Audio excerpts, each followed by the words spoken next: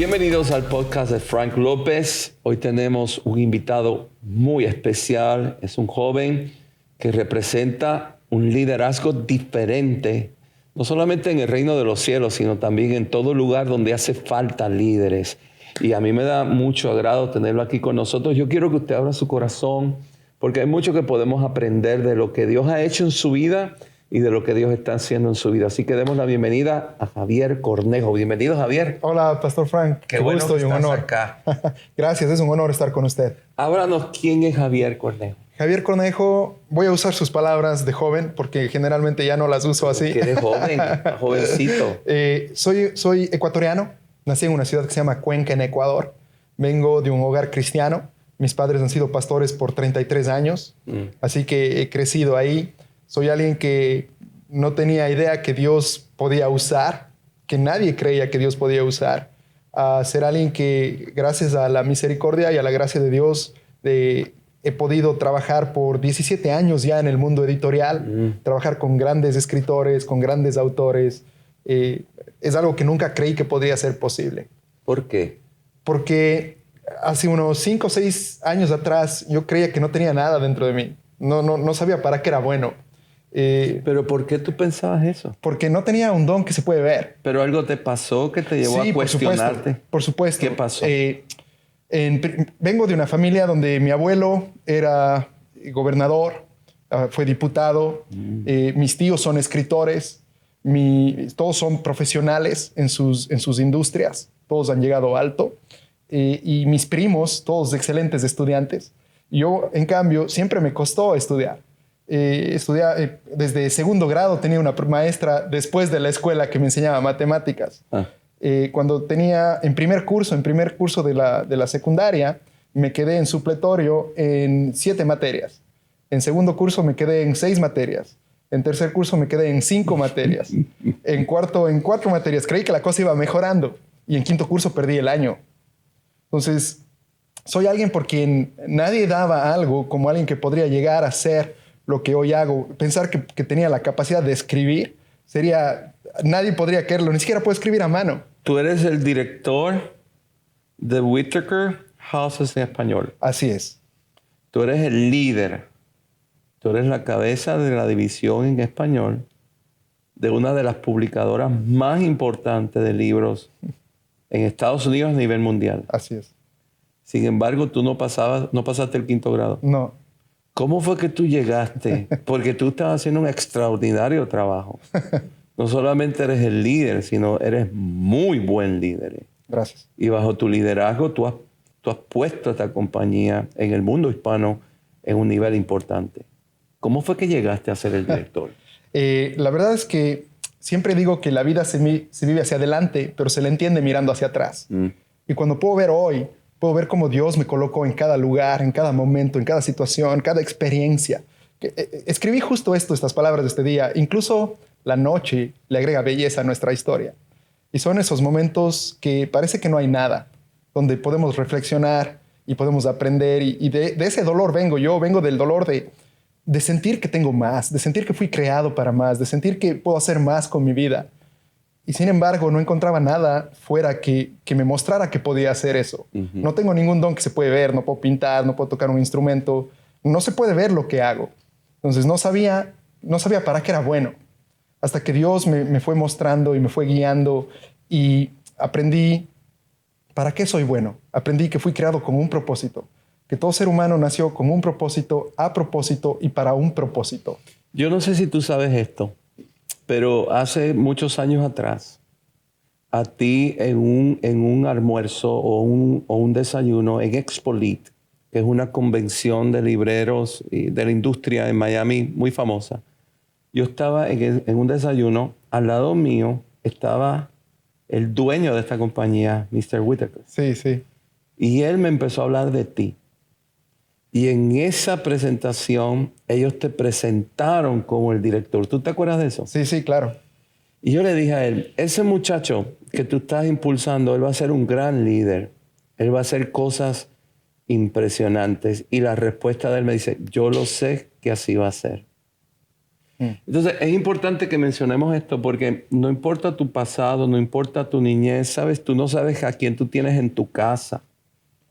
Tú no sabes lo que Dios va a hacer con tus hijos, con tus nietos. Tal vez hay padres que están pasando por situaciones difíciles, que los niños no les va bien en la escuela, no les va bien en la iglesia, pero eso no significa que Dios no tiene grandes planes con ellos y que Dios puede hacer milagros con la vida de ellos, como lo ha hecho contigo. Así es, así es. Así es. Yo tengo un libro que escribí, se llama La historia dentro de ti, y una de las frases que tengo en el libro, que es frase de mi vida, es que una gran historia no tiene que ver con quién fuimos en el pasado. Una gran historia tiene que ver con quién podemos ser en el futuro. Poderoso. Dilo otra vez. Una gran historia no tiene que ver con quién fuimos en el pasado.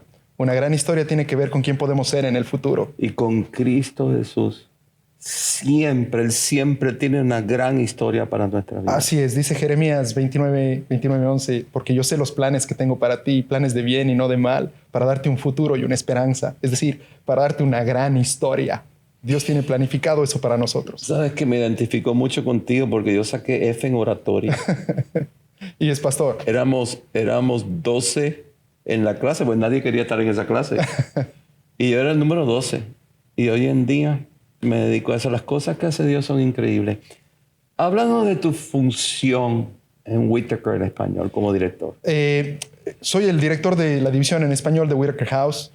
A mi cargo está toda la compañía en lo que tiene que ver con español, desde selección de autores, desde publicación, desde ventas, desde marketing, desde visión, desde estrategia. Trabajo en esta industria por 17 años ya. He publicado cerca de 400 títulos, más o menos. So de no pasar el 5º grado. Así es. Fuiste el instrumento que Dios usó. Así es. Para publicar más de 400 títulos de autores que han tocado a multitudes de personas. Así es, así es. De un Dios maravilloso, Javier. Sí, Dios es bueno. La verdad es que estoy aquí no porque mis talentos me trajeron aquí, porque Dios me trajo aquí. Y eres hijo de pastores. Así es. ¿Te afectó ser hijo de pastor? ¿Fue difícil para ti ser hijo de pastor? Por supuesto, por supuesto. Dando un poco de contexto, la ciudad de donde yo vengo es una ciudad muy católica. La iglesia a la cual mis padres llegaron era una de las primeras iglesias que se fundaba en la ciudad. Nadie de mis amigos, nadie de mi entorno era cristiano. Mi familia de parte madre eran muy católicos. De hecho, mi abuelo estuvo muy involucrado en que el Papa Juan Pablo II llegue a Cuenca. Oh, wow. Tengo fotos con el Papa Juan Pablo II. Tú pequeñito. Chiquito, yo debo haber tenido unos 5 o 6 años. O sea, vengo de ese trasfondo. Y ninguno de mis amigos viene de ahí. Entonces yo era un niño diferente porque iba a una iglesia, habían 5 o 10 personas en la iglesia, no había nadie más, se me exigían cosas que a mis amigos no se les exigía.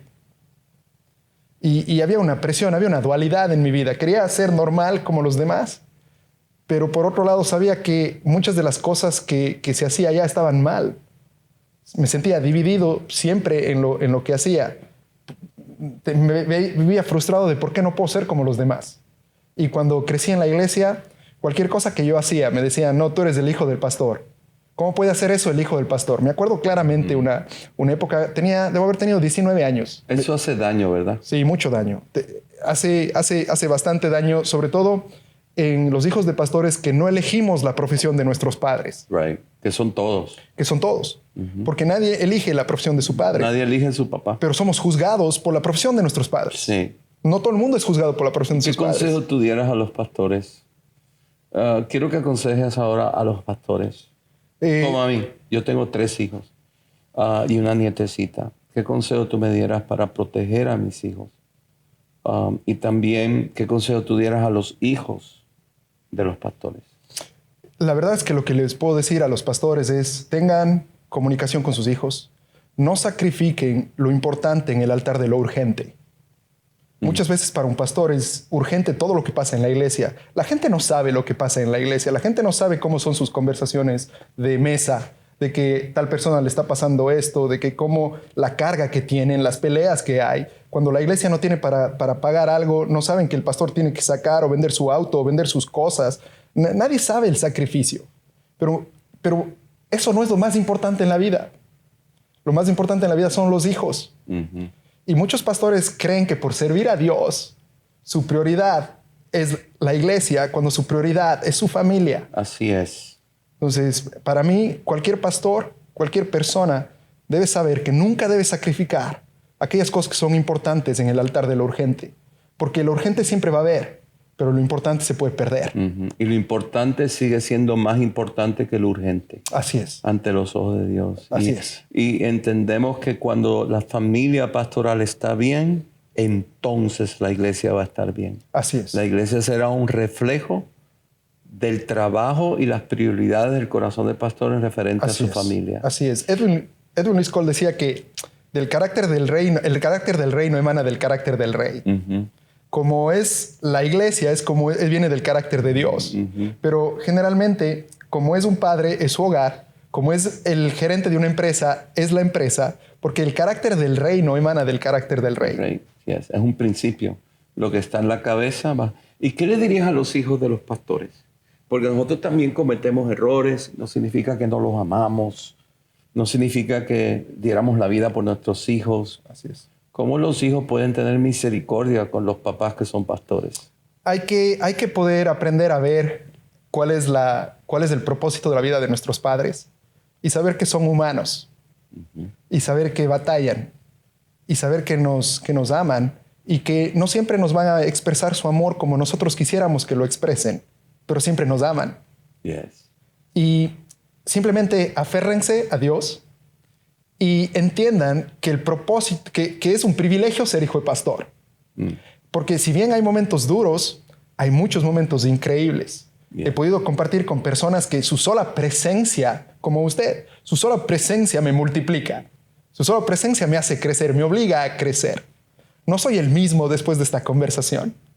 Y eso pasa en los hogares de pastores muchas veces. Están en las conversaciones detrás porque para mí, soy hijo de un pastor, crecí en la iglesia. Para mí muchas veces los mensajes más importantes están detrás del púlpito y no en el púlpito. El mensaje más importante es lo que ellos ven.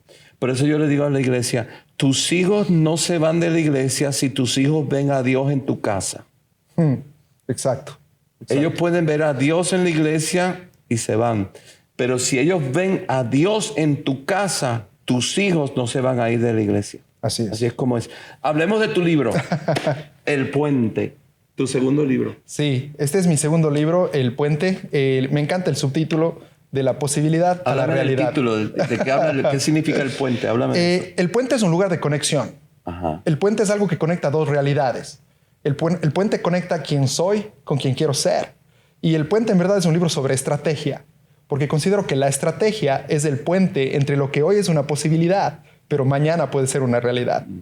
El proceso de cruzar Exacto. hacia la promesa o hacia las metas. Así es. ¿Cuál es el mensaje del libro? El mensaje del libro es que siempre debemos desarrollar una estrategia para llegar a nuestras metas y a nuestros sueños. Que muchas veces vivimos pensando que el talento es suficiente para vivir. Y la verdad es que muchas veces el talento nos puede llevar a batallas que solo se pueden ganar con estrategia, que no siempre se gana con talento. Y ahí es donde me inspiró este libro, donde la historia en la cual me inspiré es la historia de Josué. Dice la Biblia que Josué está delante de las murallas de Jericó. Pero antes de eso nos cuenta la Biblia que Israel ya había atacado otras ciudades amuralladas. Dice en Deuteronomio 3, 4 y 5, dice, ya conquistamos las 70 ciudades de la zona de Agrob. Y muchas de ellas tenían murallas altas y eran fortificadas. Así que Israel ya había luchado esas batallas. Y cuando llegan delante de Jericó, no veo que ellos se lanzan con experiencia. Que muchas veces nosotros hacemos eso. Tenemos una situación nueva y no somos intencionales en lo que hacemos. Pero sin embargo, Josué espera tener una estrategia. Y el día que leí esto, hubieron unas palabras que empezaron a quemar dentro de mí. Nunca 8 palabras habían quemado con tanta fuerza. Y lo único que quemaba era, nunca vayas a la guerra sin una estrategia. Y de eso se trata el libro. ¿Para quién es este libro? Cuando tú estabas escribiendo el libro, ¿quién ponía a Dios en tu corazón? Siempre cuando escribo mis libros, la persona que está en mi corazón es mi hijo Lucas. Y voy a explicar un poco por qué. Cuando yo crecí y creí que no tenía nada en mí, fracasaba en la escuela, era simplemente porque también los sistemas educativos nos enseñan a todos por igual, pero no todos aprendemos igual. tratan de hacernos a todos como si fuéramos robots. Pero no somos robots. Decía Albert Einstein que si uno juzga a un pez por su habilidad de trepar un árbol, creerá toda la vida que es un inútil. Y cuando estaba escribiendo este libro y todo lo que hago, estoy viéndome a mí en el pasado y sufrir porque no era igual, porque no podía sacar buenas notas. No es que no quería, sentía que era inteligente, pero fracasaba en todas las cosas. Y veo mucho de mí en mi hijo Lucas. Y la razón por la que escribí es porque yo quería que si algún día él se pierde en los caminos de la vida, si algún día él cree que no tenga nada, puede encontrar en mi historia cómo su papá pasó las mismas batallas y cómo él puede lograr los mismos logros, incluso más grandes. En la dedicatoria, una de las cosas que más digo es que lo más importante para mí no es lo que harás, sino en quién te convertirás. Amén. Y por eso escribí el libro. El libro está escrito para todos aquellos que son soñadores, a todos aquellos que sienten que fueron creados para más, pero no saben cómo llegar más allá. Esa es la gente, y sin importar la edad, porque yo considero que nunca nadie va a ser demasiado joven, demasiado viejo, demasiado rico o demasiado pobre como para no alcanzar lo que Dios les puso en esta tierra para alcanzar. Amén, 100%.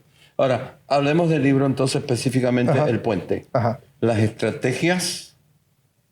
¿De dónde salen las estrategias? Las estrategias vienen de dos lugares. Las estrategias pueden ser humanas o las estrategias pueden ser divinas. En el caso de Josué. En el caso de Josué venía de Dios. Ajá. Siempre una estrategia dada por Dios es más alta que una estrategia humana. Ahora, siempre esto me lleva a esto. La mente fue creada por Dios. Nuestras ideas fueron puestas, muchas de ellas, como Dios nos concibió.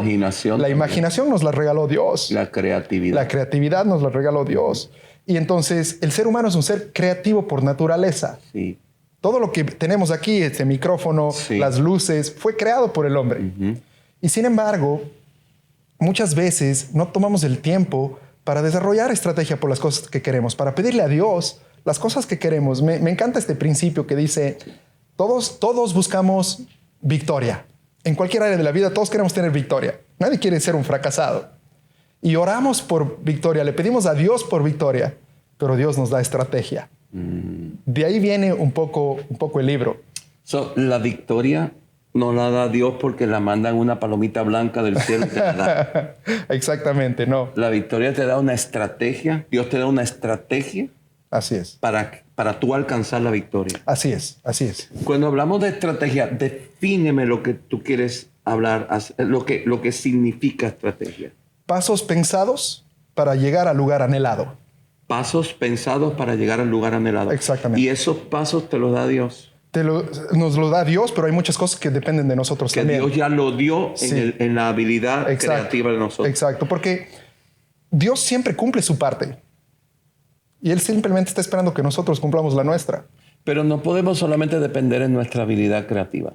No, obviamente. Tenemos que estar abiertos a los dos. Sí, claro. Porque en el caso de Josué, que tú hablaste, esa estrategia no vino de Josué. No, Esa estrategia vino de Dios. exacto. Muchas veces las estrategias de Dios son para que una sola persona las entienda y las haga. No necesariamente es para que todo el mundo lo entienda. Así es. Porque yo me imagino, Javier, de acuerdo a tu libro, que cuando Dios le dijo a Josué, esta es la estrategia para tumbar las murallas, yo no creo que el pueblo entendió cuando él le presentó la estrategia de vamos a darle vuelta y vamos a sonar las trompetas. No, nunca lo habían hecho. Para ellos eso era locura.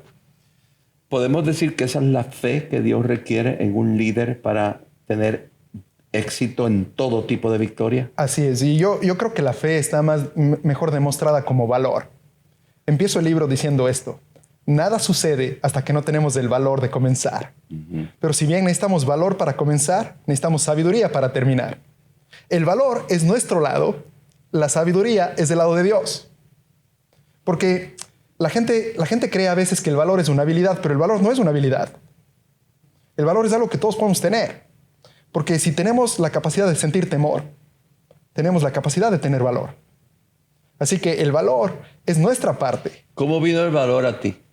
Me empecé a lanzar, a hacer cosas que siempre creí que iban a funcionar, pero no tenía el valor para que se den. Y es cuando entendí estas cosas. Sun Tzu es uno de los mayores estrategas que vivió, es un estratega chino. ¿Quién? Sun Tzu. Sun Tzu. Sí, Ok. escribió un libro que se llama El arte de la guerra. Ok. Es uno de los libros más famosos del mundo en estrategia. Y él decía esto: solo pelea batallas que crees que puedes ganar. Puedo entender su mentalidad. Está viendo por todo el imperio chino y no quería perder.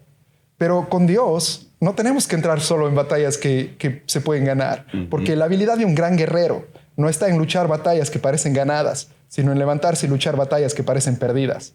Porque Muy bueno. hay una parte que no hacemos nosotros, que la hace Dios.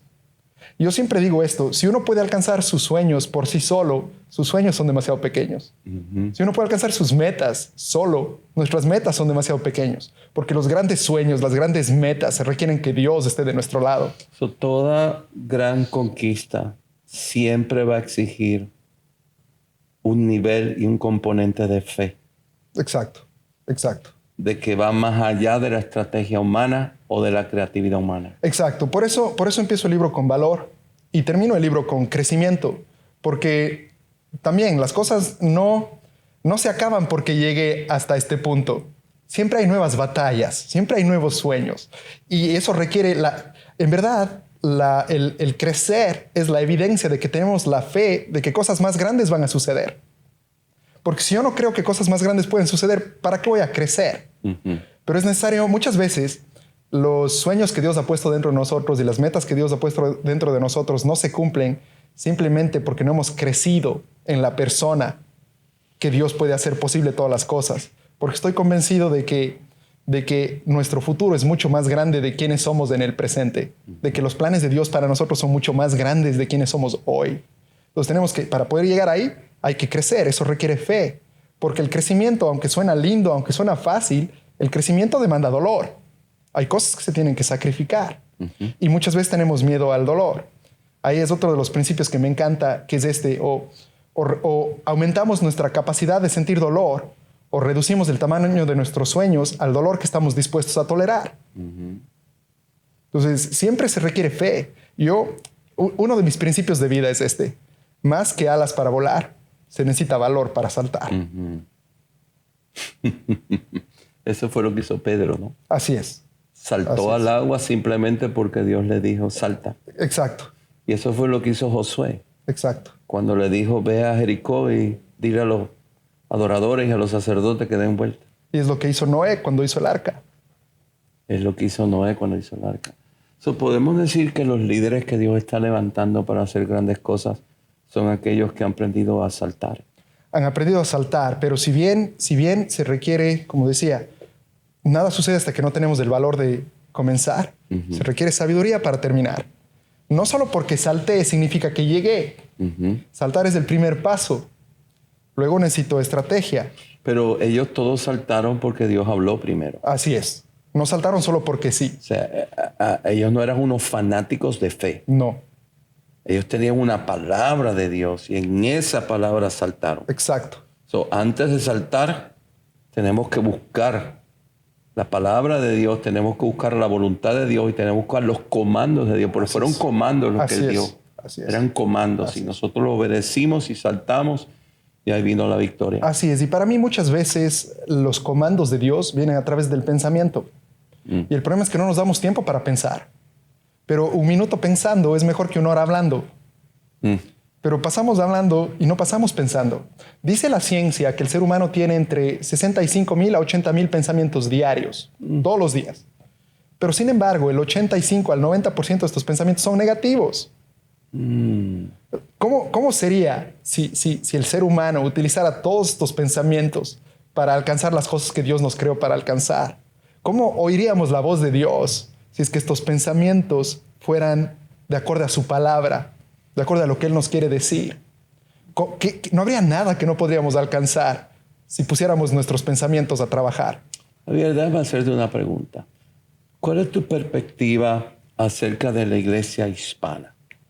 O sea, tú que tienes ese alcance a toda Latinoamérica por tu posición de líder con esta empresa tan importante, pero también tus padres son pastores, tú estás acá en Estados Unidos, estás envuelto en las iglesias.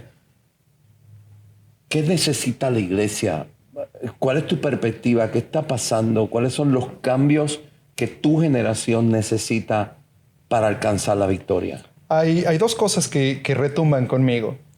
La primera es que debemos ser mejores comunicadores del Evangelio. Necesitamos prepararnos para ser mejores, para compartir, para entender los principios de la Biblia y poder compartirlos de una manera que la gente los pueda entender. Me encanta ver a Jesús y las historias que Jesús contaba, las parábolas que Jesús contaba se relacionaban con el tiempo en el que él vivía. Y todas las iglesias del mundo han predicado alguna vez el mensaje del trigo y la cizaña. Y yo no entendía hasta hace un par de años cuando me mostraron el trigo y la cizaña y se ven exactamente iguales. La diferencia es una espora como un fruto que tiene el trigo que no tiene la cizaña. Pero creíamos que entendíamos. Para ese tiempo la gente vivía de eso. Ellos entendían el principio bien. Sí, porque era la mayor industria de la agricultura. Exacto. Y hoy en día nosotros no somos capaces de comunicar el mensaje de Jesús con esa efectividad.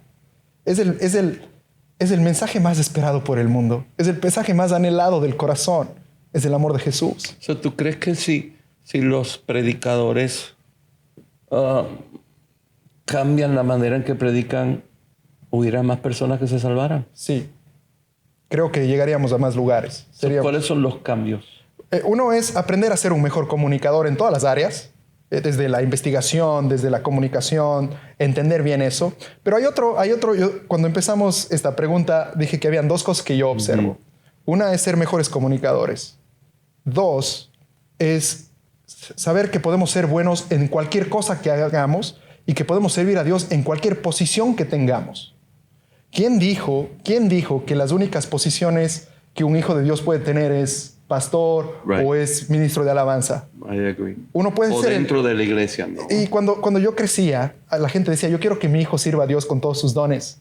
Y lo único que eso quería decir es quiero que vaya predicando de iglesia en iglesia, que vaya cantando de iglesia en iglesia. Y nos encontramos que muchas veces los líderes de la iglesia somos buenos en la iglesia, pero cuando nos comparamos con el talento de afuera, no somos tan buenos. Creo que debemos pedirle a Dios que nos ayude a ser los mejores de nuestra rama. Hoy en día yo no sueño con ser el mejor escritor cristiano. Yo sueño con ser el mejor escritor del mundo. Amén. No le pongo esos límites a Dios. Me encanta. Muchas veces limitamos a Dios y creo que esta generación necesita tener la libertad de creer que pueden llegar a ser los mejores guitarristas, los mejores músicos, los mejores diseñadores. Los mejores empresarios. Los mejores empresarios. Los mejores gobernadores. Los mejores. Los mejores profesionales. Así es. Los mejores escritores. Así es. ¿Y tú sientes que la iglesia ha fallado en eso, que limitando tu generación? Sí. Porque los limita a las cuatro paredes de la iglesia. Sí, porque nunca nos enseñaron que estaba bien ser el mejor en otras cosas que no sea la iglesia. Sí. Y es más importante que tu luz brille allá afuera que aquí adentro. Sí, justamente con eso, uno de los principios que entendí es que aquellas cosas que queman en nuestro interior fueron puestas ahí para iluminar el mundo a nuestro alrededor. Sí. Y muchas veces el mundo es un lugar frío y oscuro simplemente porque los hijos de Dios no están viviendo todo lo que Dios les creó para hacer. Me encuentro siempre, pastor, con esta pregunta. ¿Son mis sueños o son los sueños de Dios? Siempre la gente me pregunta eso. Y yo no puedo concebir que Dios que me creó, que me formó, no sepa lo que hay en mi mente, que los sueños que alientan mi corazón no sean los sueños que Dios puso dentro de mí. Yo considero que Dios los puso dentro de mí. Pero considero que si nosotros soñamos con una mejor casa, con un mejor carro, con un mejor negocio, son cosas buenas, no son malas. Pero si esos son tus sueños son demasiado pequeños. Porque los grandes sueños y las grandes metas tienen que ver con impactar el mundo, tienen que ver con influenciar el mundo. ¿Qué consejo tú le dieras a una persona que se identifica con tu testimonio? O sea, yo estoy seguro que miles se identifican con el testimonio de que tal vez en la escuela no le fue bien, tal vez el sistema de educación no fuera para ti, tal vez nunca descubriste estas habilidades que tú tienes tan brillantes en la industria en que estás. ¿Qué consejo tú le dieras a esas personas que están pasando por esa situación y que ya son adultas? Yo les diría que empiecen a reflexionar. La gente dice, de los errores se aprende. Pero no es verdad, porque cometen el mismo error más de una vez. No aprendieron. Sí. Yo creo que hay que reflexionar, porque es la reflexión la que convierte la experiencia en inteligencia. Todos los seres humanos en cualquier área del mundo están buscando respuestas. No importa quién seas, estás buscando una respuesta a algo. Ajá. Pero las respuestas están del otro lado de las preguntas. Y muchas veces la respuesta que buscamos está en la pregunta que no hacemos. Yo les diría a estas personas, les diría, empieza a preguntarte, ¿para qué soy bueno? ¿Qué me gusta? ¿Qué hace que mi corazón se encienda? ¿Cuáles son aquellas cosas con las cuales sueño? ¿Con qué me olvido que el tiempo pasa? ¿Qué es eso que está en mi interior que quiero que salga? Una de las cosas más tristes, pastor, es que las estadísticas dicen que el 80% de las personas se dedica a hacer las cosas que quería hacer toda la vida una vez que se ha jubilado. Es decir, que la vida pasó y nunca hicieron lo que querían hacer. Dicen las estadísticas también que a corto plazo las personas se arrepienten por las cosas que hacen. ¿Por qué gasté la plata en esto? ¿Por qué me compré este auto? ¿Por qué comí esto? Nos arrepentimos de lo que hicimos. Pero a largo plazo, al final de nuestros días, no nos arrepentimos por las cosas que hicimos, nos arrepentimos por las cosas que no hicimos, las historias que no escribimos, las oportunidades que no perseguimos. Así que lo que yo le diría a todos ellos es simplemente, sigan pensando, empiecen a preguntarse, sigan soñando. Y no hay un solo momento del día, no hay un solo momento de la vida donde las cosas no puedan suceder. Me preguntaban en Puerto Rico si es que yo creo que algún momento de la vida es demasiado tarde para alcanzar sueños o para alcanzar metas. Y después de pensar unos minutos, mi respuesta fue la siguiente. Incluso el atardecer le puede traer belleza a nuestro día. Así que no importa en qué etapa estamos, los sueños se pueden conseguir, las metas se pueden alcanzar. ¿Tú sientes que en el tema de los comunicadores, que me gustaría hablar de eso un poco? Sí. El primer punto tuyo me dijiste que fueran mejores comunicadores. Sí. Danos 2, 3 consejos de cómo ser un buen comunicador. No para brillar y que digan qué unción y qué predicador, sino para marcar el corazón de tu generación. Claro que sí. Número 1, tenemos que saber dónde se encuentra la gente con el tema que vamos a hablar. ¿Cómo se relaciona la gente con ese tema? ¿Dónde están con respecto a eso? Siempre uno de los primeros consejos que se da en storytelling o en contar una historia o ser un mejor comunicador es mostrar dónde está la persona en el presente y dónde quiere estar en el futuro. ¿Cómo se siente alguien el día de hoy? El predicador tiene que tener una objetividad a dónde voy a llevar mi audiencia. Exacto. Empatía. Empatía. Un buen comunicador, un excelente comunicador siempre tiene 2 características. Tiene autoridad y tiene empatía. Autoridad quiere decir, pasé por este tema. Sí. Ya lo viví. Yo ya he experimentado esto. Pero tiene que haber empatía. La empatía dice, siento tu dolor. Siento lo que estás pasando. Creo que muchas veces hay temas como los pastores. Voy a hablar de los pastores específicamente. Tienen que predicar todos los fines de semana. Deberían ser por naturaleza los mejores comunicadores del mundo. No sé si hay más gente que habla más tiempo que ellos. Y sin embargo, muchas veces perdemos la oportunidad de impactar y de tocar corazones porque hablamos cosas que ni siquiera entendemos, que no hemos vivido. El mejor mensaje que una persona tiene es el mensaje que ya lo vivió, la experiencia que ya tuvo. Pasó por eso. Sí, porque yo no puedo medicar, no puedo prescribir la medicina para tu dolor si no entiendo tu dolor. Claro. Y de ahí es donde viene. Yo creo que ese es uno de los consejos a todos los pastores, es entender eso. Una cosa que yo me he dado cuenta, Javier, es que las nuevas generaciones buscan transparencia y sinceridad. Exacto. Yo pienso que ellos tienen esa habilidad, una habilidad impresionante de identificar donde hay transparencia y sinceridad. No buscan perfección. No buscan que el predicador sea súper espiritual y no buscan tampoco que sean de un nivel superior de la unción. Yo pienso que para alcanzar las nuevas generaciones es muy importante lo que tú dijiste, pero también añadir el factor de sinceridad. Exacto. De transparencia. Nosotros cometemos errores. Exacto. Los pastores, igual que tú, igual que ellos, cometemos errores. Así es. No hay nada malo en compartir nuestro error. No hay nada malo. Esa vulnerabilidad es traducida a sinceridad y es traducida a credibilidad. Exacto. Y creo que eso ellos lo ven como la empatía que tú estabas diciendo. Exactamente. Y la verdad es que vulnerabilidad es sinónimo de fortaleza. Ajá. Solo es vulnerable quien es fuerte. Y el problema es que muchas veces el estándar que tenía una familia pastoral es que tenía que verse perfecta. Sí, y es imposible. Y es imposible ser perfecto porque somos humanos. Total imposible. Entonces, justamente, pastor, eso es una de las cosas, porque, y eso en el tema de comunicación generalmente viene dentro del tema de la autoridad, donde dicen esto: demuestra que tienes la autoridad para hablar del tema, pero no demuestres que tienes demasiado porque te haces inalcanzable. Ajá. Entonces, tenemos que de cierta manera ser alcanzables. Y si nos hacemos inalcanzables, ¿sabes lo que sucede?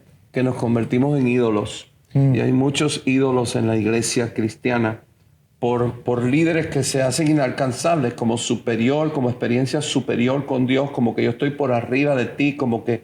Y entonces eso lo que hace es crear no seguidores de Jesús, sino seguidores de hombres. Así es, exactamente, exactamente. En tu libro, El puente de la posibilidad a la realidad, ¿dónde lo pueden comprar? El libro está disponible en todas las librerías cristianas, en todas las librerías online, en todas partes del mundo se puede conseguir. En Amazon. En Amazon. Estados Unidos, Puerto Rico, México. Sí, en todos los Walgreens en Puerto Rico. Pídalo en su librería favorita, búscalo en Walgreens, en Walmart. En todo lado. Y en Amazon. Exacto. Sí.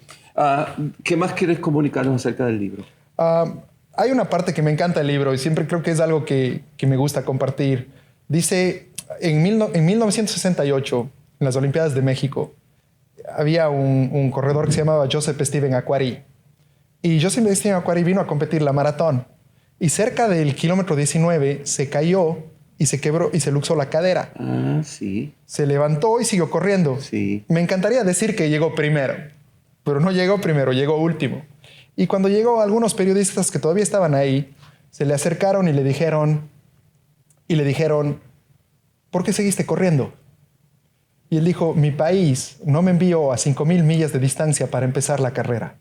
Mi país me envió a 5,000 millas de distancia para terminar la carrera. Lo que quiero comunicar con eso es que a todas las personas es que el cielo no nos puso en esta tierra solo para empezar la carrera. El cielo nos puso en esta tierra para terminar la carrera. Y por eso escribí El Puente, porque El Puente es un libro de estrategias sobre cómo alcanzar metas, cómo cumplir objetivos, cómo ser todo aquello que Dios nos creó para ser. Este libro lo puede leer cualquier persona. Cualquier persona. Y las mujeres. Hay un mover del Espíritu Santo muy poderoso en Latinoamérica para levantar el liderazgo de la mujer. ¿Tú lo has visto? Sí, claro, por supuesto. ¿Tú tienes escritoras, autoras en tu editora? Por supuesto. ¿Y qué tú has visto? Veo que ellas tienen una sensibilidad diferente, una sabiduría diferente. Y nos hace falta. Es parte de lo que le hace falta a esta generación, poder desarrollar mucho más las habilidades que tiene una mujer. Porque hay muchas habilidades que tienen las mujeres que no tienen los hombres. Y me encanta, pastor, si me permite un segundo, me encanta que me haya hecho esa pregunta, porque con eso en mente hice justamente este tipo de cosas. Lo estuve viendo. Hice esto. Una mujer guerrera. Es una mujer guerrera. Sí. Muy original tu libro. Porque Gracias. en cada capítulo tú tienes como caricaturas. Sí. Que hablan de lo que es un guerrero. Y son caricaturas que veo que son como soldados japoneses. Sí. Y pusiste en uno de ellos una mujer guerrera. Sí, en varios de ellos tengo una mujer guerrera. Sí. ¿Y por qué la pusiste? Porque considero que la vida es un campo de batalla. Todo lo que hacemos todos los días es un campo de batalla. Es un campo de batalla entre me despierto temprano o me despierto tarde. Como saludable o no como saludable. Me voy al gimnasio o no me voy al gimnasio. Todo lo que hacemos.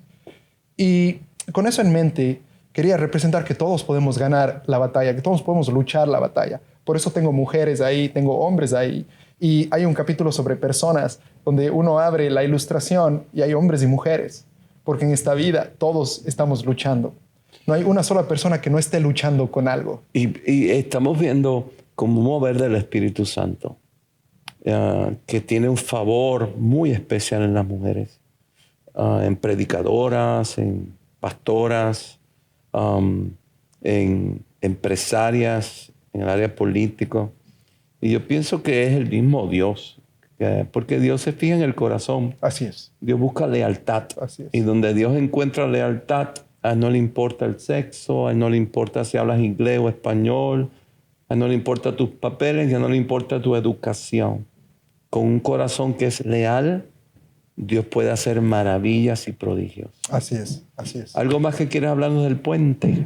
No, hemos hablado simplemente de eso. Lo último que podría decir sobre el puente es que tan solo porque el ayer te vio fracasar, no quiere decir que en el mañana no lo puedes lograr. Amén. Repítelo. Tan solo porque el ayer te vio fracasar, no quiere decir que en el mañana no lo puedes lograr. Así es. Ese es el mensaje que transmite el puente. Un mensaje de inspiración, de levantarte, de saber que hay más, que el honor de un guerrero no está en ganar o perder. El honor de un guerrero está en darlo todo en la batalla que decide luchar. Excelente. Y eso fue lo que hizo el corredor. Exactamente. Su visión no era ganar o perder, su visión era terminar lo que comenzó. Y yo creo que los hijos de Dios tenemos que comenzar, terminar y correr la carrera para la cual Dios nos puso en esta tierra para correr. Tenemos que ser un pueblo determinados, un pueblo valiente y un pueblo con compromiso. ¿Sabes que la mayor virtud que puede tener un hombre y una mujer es lealtad? Así es. Y vuelvo y repito, cuando Dios encuentra un corazón leal, eso fue lo que pasó con los apóstoles. Ellos no eran perfectos, ellos todo tipo de personalidad, todo tipo de pasado pecaminoso, todo tipo de miedo, todo tipo de inseguridad, todo tipo de mal carácter, pero hubieron 11 que Dios sabía que iban a ser leales hasta la muerte. Así es. Y con ellos revolucionó el mundo. Y la única razón que Judas fue parte de los 12 es porque Dios sabía que jamás ese corazón iba a ser leal a su Hijo Jesús.